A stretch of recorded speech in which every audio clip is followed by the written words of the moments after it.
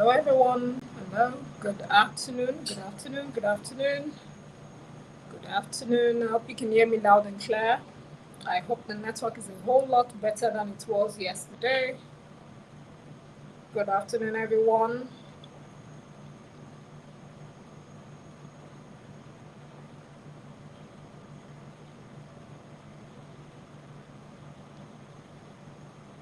Good afternoon, everyone. Good afternoon. Good afternoon.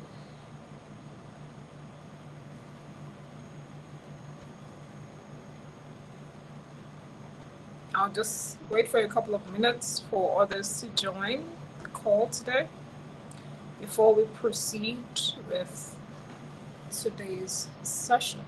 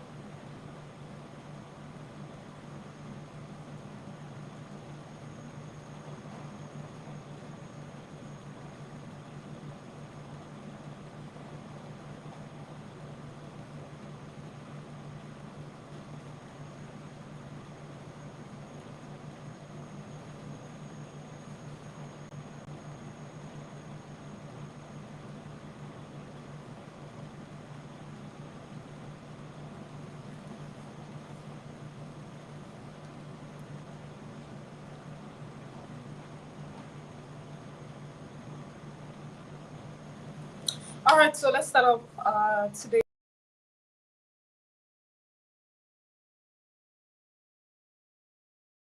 Unfortunately, these are some of the things that we cannot pre-plan. We have quite a number of network service providers that we use, but we are hoping that the brand with the yellow prominent brand identity color does do us good today. All right, my name is Kenny Ruth-Anoshaga. I'm currently the principal consultant at Pandora Agency Limited. And welcome to Build with Pandora, a knowledge sharing session where we give you practical tips and knowledge as to how to effectively maximize your marketing efforts. All right, so I'm going to do a recap for of yesterday, and that's because of the network glitch that was experienced by a lot of people. Yesterday, we touched on the topic marketing objectives, achieving marketing objectives or attaining marketing objectives for not-for-profit organizations. So if you're a not-for-profit organization, yesterday we pretty much touched on how you can successfully attain your marketing objectives. And yes, it's absolutely a myth to actually say that NGOs cannot or should not have marketing objectives, and that's because regardless of them actually being in business for profit or not, they definitely need to have sponsors. They definitely need to have financiers towards the efforts they actually do. To that end, by way of recap, we touched on the objectives. So we gave an example of an objective, which is to increase sponsorships. We also, the second objective was also in line with to increase membership. The third was being a thought leader within the space, as the fourth being contributions, being actively seen as a contribution towards the niche that the NGO actually plays in. And we actually also stated for facts and figures, statistics towards that effort in terms of website. The statistical number of NGOs that actually have a functional website now, not just a functional website, a website that equally has, it's mobile friendly. It's something that can easily be used on mobile as well. We also touched on the fact that it's very important that NGOs should have a means of payment, make it easy for people to contribute towards the great work you're doing. What other payment options do you have aside from, send me your account number? Things of that nature are equally important because you want to make it easy. So the ease of doing things should be factored into, attaining your marketing objectives as an NGO. And also we touched on the emotiveness when it comes to resonating with people that are currently sponsors or donors towards the NGO, as well as your existing database. You want to be very emotive towards them. What does that mean? It means that once you get their database, you should also add, knowing about their date of birth. A text message from a sponsor from an NGO, it always goes a long way. And I cited an example of countless instances that come across where birthday celebrants, and because of the reminders of the birthday messages received from the NGOs, would pretty much relinquish the giftings from their birthday to a specific NGO or a particular NGO towards the celebration of such a notable day.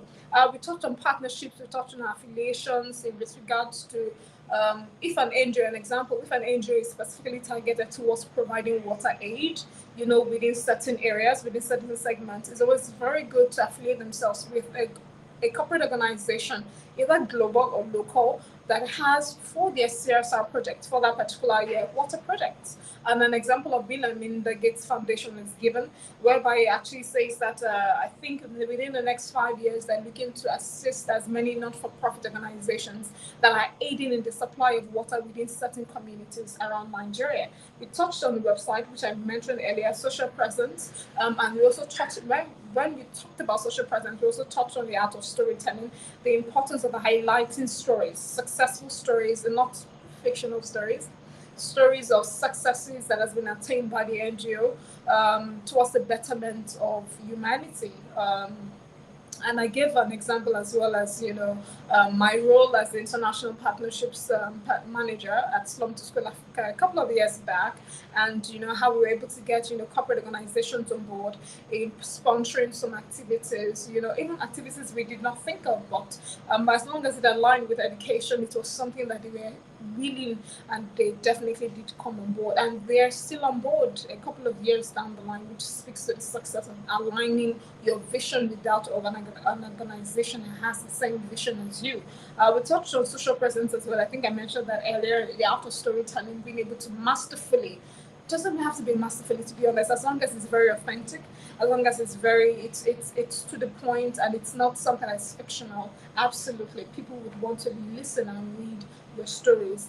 We also touched on blog content, the importance of leveraging the blog of an NGO, and that's because your website is pretty much, again, your reception. You want to ensure that what you do within an organization, what you do as an NGO, you spotlight such stories, and it's housed on your website.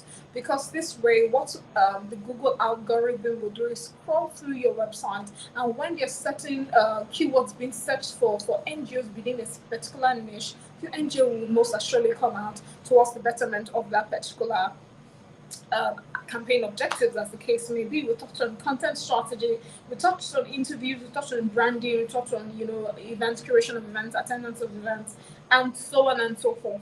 So that brings me to the summary of pretty much what we talked about yesterday. Today I'm going to deviate a bit, and this is because the topics, I do not pre-plan them, to be honest. I just speak as I can recall some of these projects we've worked on in Pandora. One thing I want to touch on, and this is because there is a boom within the financial sector, especially within financial technology, and we've gotten quite a number of briefs in terms of organizations wanting us to carry out certain activities for them. So when I'm talking about financial technologies, you're talking about, prominent either payment gateways or point of sales merchants, and so they receive payments, if you can transact using their facilities, and so on and so forth. So let's call this particular clients, let's call them Peabody Pay. Interesting name, but let's call them Peabody Pay. Peabody Pay came to us and said they wanted pretty much, how to successfully enter the Nigerian market, starting with the Lagos market actually, and also a marketing budget to ensure that towards the success of that particular endeavor they're looking to do. So, like I mentioned, Liberty Pay is looking to enter the Nigerian market with a focus on the Lagos market. And what they want is two major objectives. Number one, they want visibility of their brand. And that's because it's a very saturated market. There are a lot of POSs around. And lots of POSs around. I'm very sure when you get to your supermarket, the same POS they use today is not the one they will use tomorrow. And that's because they're always looking for better, points of sale matching services that can help facilitate the ease of payment for their customers. Nobody wants to have their cards debited and it's not reflecting on what you actually purchased. So things of that nature. So two objectives: brand visibility as well as adoption of their services, what they're looking at. And today we actually give a timeline of about 9 months. And yeah, so that's what we did. And for the brand understanding, we knew that the brand, so I have my notes here, so that's why I'm deviating to look at my notes. So Puberty Pay was looking to, increase their POS banking agents to a number every single month. Let's call it 2,000 every single month. And, also have increased the number of savings being carried out on their point of sales terminal every month. And they came to Pandora to assist them with that. But we also needed to understand the full bouquet of services being offered by Puberty's Pay POS services. And we knew that you could transact, you could save, you could lend money, you could do bank transfers, you could do bill payments, pretty much what a lot of POS devices currently does right now. And so it's pretty much ATM cards, Puberty's POS, and then mobile devices. Those are the ways in which you could successfully use their products. Now, as I mentioned, I think in today's day 5, hey, but as I mentioned in I think day 2 or 3, but sometime earlier, it's very important that while we understand the quantitative, so numbers-driven business goals of an organization as an agency, it's equally important for us to take out of those business goals the marketing objectives, and they equally have to be quantifiable. So let me explain. So let's say a business wants to onboard about 50 to 60 POS merchants, let's say every single month, right? So we have quantitative numbers. So the same thing needs to apply in terms of the marketing goals. What numbers can we get the organization within the same month? Or can we break it down on a weekly basis? On a weekly basis, we can get you about 5 we can get you about 10, 12 POS agents every single week to make up for the numbers at the end of the month. So marketing goals, very, very important, and these are quantifiable. So it's pretty much we usually would break it down, like I mentioned earlier, and also aside from that, it's very important that we use word of mouth marketing as well, and that would mean that that's a heavy burden in terms of the clients and not the agencies end now, because that has to be the back end in terms of the swift turnaround time, the efficiency of your service delivery, and so on and so forth. So that has to be mentioned as well. Now, in terms of quantitative goals, is also pretty much we have to be very factual in terms of for those 9 months, what are we looking to attain? The number of POS agents, the number of disbursements to be done, because when you're talking about marketing of quantifiable business goals, you want to ensure that your clients can come to you and say that that's the business owner, that's the POS business can come and say that we are looking to raise rounds in the next 1 year, and we want to give a proven track record to potential investors that we can actually get you these numbers over a period of time. So that's when they come to the agency and tell us that, okay, we need these numbers, we need to ensure we can actually attain these numbers. So you can call it a dummy test run, but usually it's something that we have to carry out, right? And that's why we have to be very factual. So we look at the numbers from the last 9 months. What numbers were you able to successfully attain? What does your back end look like in terms of your sales force? How do you currently convert your customers? Do you have a dedicated customer, success team at the back end that can easily attend to customer issues? What does your staff strength look like literally at the back end? Because what we have also found out is every business owner has a very lovely dream of getting a particular number. But at the same time, they do not know that a certain, in terms of your backend, there has to be a certain number of employees that you have to ensure that you run this thing successfully. And not just the number of employees, they have to be the right people attending to the queries or the inquiries of customers at every point in time. Else it's going to backfire on the marketing strategy or the marketing campaign that we're actually carrying out. It's very pivotal, we know this, right, as business owners. So it's getting information as to what was the last couple of months, what was the last year, and what's the previous year's numbers in terms of disbursement. Then you compare it, right? So it's not saying that a business owner comes to you and say that, okay, so I want about 1 billion POS agents this year, and last year they did only 91.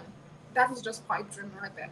All right, so we have to be very factual on that. Now, in terms of audience segmentation, we know that we have to look at what is currently on ground, right, and be very, very honest with ourselves. For POS agents, you have the literate, you have the semi-literate, and you have the illiterate, right? So how do you educate these people on how to use your POS to the success of your brand? So that's where education comes in, right? You have to add value to them, even if you have to break it down with languages that they understand. So you have some POS agents that speak just Yoruba. You have some POS agents that just speak Hausa, and you have some POS agents that just speak Pidgin or Igbo, things of that nature. So you have to always meet your customers at their point of their needs, so that way when they are showing your end users how to use your product, it is easy, because it makes the campaign easy, as well as how your product is used at the end of the day. We will also touch on areas in which POSs are being used the most. So aside from markets, right, you have your hospitality, you have the restaurant, you have the entertainment, you have the healthcare, you have the retail. Almost everywhere POS devices are being used. So how do you reach these people? How do you break into that market that is already saturated? Because like I mentioned earlier, they most likely would have about 10 to 20 POSs they already use. So it's very important we have this information. Now, to have this information and to do this strategically well, you further classify your customer audience. So you're looking at structured business owners. So you have those in the market under just the shade, right? And you have that's unstructured. Then you have the structured business owners that are pretty much, they have a building, they have audited finances, it's a well-structured business. Then you have the merchants as well, the POS merchants that just resell. Then you have the affiliates, those that just sell POSs en masse. All right, so it's very important that you classify who your customers are, and identify your key audience. You also want to look at influential decision makers, and this also speaks to experiential marketing, those that can actually influence the adoption of your product in the mass market, so a really large area. So in the markets like the Dumota, right, they have the Yalodgers, they have the chairman, they have the treasurer. You want to speak to these guys, you want to have them on your side so that the adoption of your product is seamless, right? So it's very important. Obviously, Nigerians between a certain age gap, businesses within a fixed revenue bracket, business owners with physical stores, obviously, and not online stores, because you can't use the POS machines online. Early adopters of transactional tools, equally very important. And customers and businesses that have had issues, downtime issues using POS devices, those are your key customers that you want to target as well. So obviously you have to look at your key competitors, and we know quite a number of them are in the market and they keep emerging every single day. All right, and pretty much look at those and look at what are their strengths, what are the things that are doing well, what are the things that are not doing well, and what is your unique selling proposition in terms of that can actually best theirs. You have to look at that. What is their current advertising strategy? What is their current marketing strategy? Are they carrying out any marketing at all? Are they carrying out any ads at all? Are they doing incentivized programs? You have to pretty much be boots on the ground to have this information, right? And it is everywhere. This information literally at your fingertips. You just have to be boots on the ground, meaning visiting this places where your customers are. If you're a majority of the POS users that you want to use your POS are based in Idumota, Lagos, you have to be on ground in Idumota, Lagos, carrying out your market research. All right. So also definitely leveraging partnerships, partnerships with the press. Very, very important in the announcement of that, and also partnerships in terms of offering complementary services. I believe pay as you earn was also a part of an incentive that was launched by a would-be client of the brand when they came to us with a brief. So that's one of the things we actually advised, pretty much proposed to them.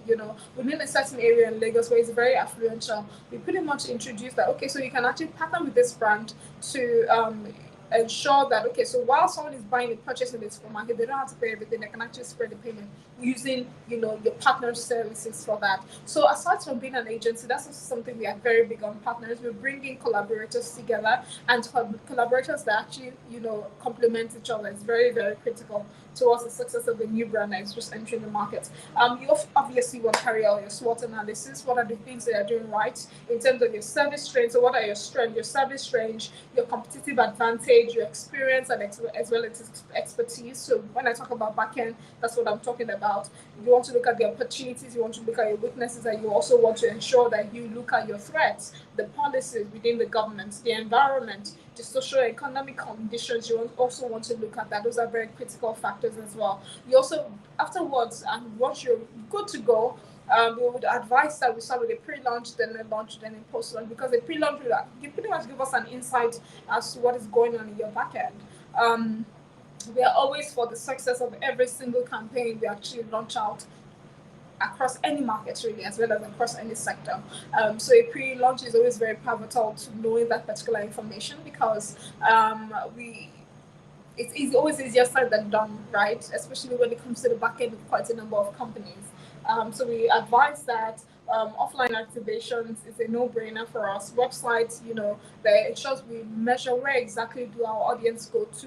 Are they happy with the service? Do they bounce off? So things of that nature. What is your SEO saying? Is your SEO better than your competitors? How can we improve that within a certain short timeline? Your social presence as well. How can people use your product? And these are some of the things we learned from other point of sale companies that we worked for. A lot of inquiries as to how to use your product. How do we use this? What does this say about, this downtime 401, 402? What does it say? Do we know? So it's creating that educational explainer video where people, and you just put it on your YouTube really. It can be a series or maybe a member of your team would pretty much have a podcast about it, talk about the different aspects of that. Just something very educational, so people learn from it, hypes and radio jingle, just different things of that nature.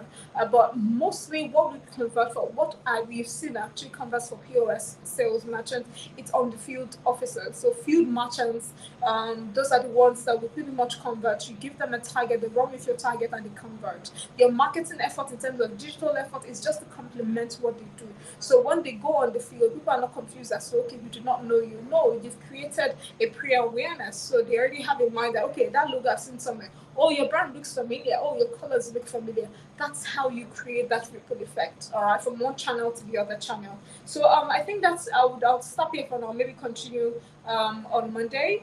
It has been a wonderful week starting this particular knowledge sharing session. I have learned a lot. I've relearned some things I've known in the past. I have definitely relearned some things I've known in the past, and I thank God, and I thank you guys for joining me. But most appreciated is my amazing team over at Pandora because this was such a short notice to put together. So big shout out to all the team at Pandora for this. So until Monday, thank you so much, and please feel free to jump and watch the other videos that we shot during the week. And Monday promises to be quite exciting. Have a wonderful weekend, guys. Bye.